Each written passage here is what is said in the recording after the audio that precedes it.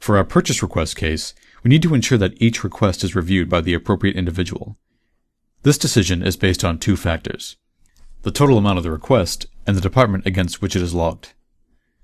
Company policy dictates that purchase requests of $100 or less do not need any approval. The VP of Sales has requested that all purchase requests logged by members of the sales department be approved by him, and then the program owner. All remaining purchase requests must be approved by the owner of the program. Let's see how we can enforce this policy with a decision tree. Again, since we initially modeled our process with the decision, we don't need to add it to the flow. Instead, we can configure the existing decision and create the decision tree. On the decision tree rule form, we want to start with the most general condition.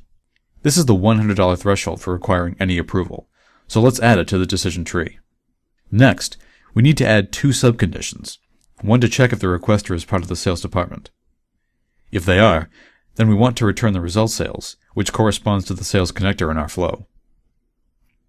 If the requester is not a member of the sales department, the request only requires the approval of the program owner, in which case we want to return the result, not sales, which corresponds to the connector of the same name.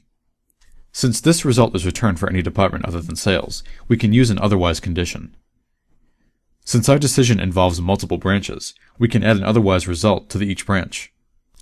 We'll explore how these multiple otherwise results work shortly. For now, let's continue to implement the decision tree.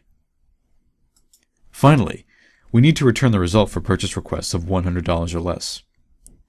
Since these requests do not need any approval, we can return the result of not needed, which corresponds to the connector of the same name.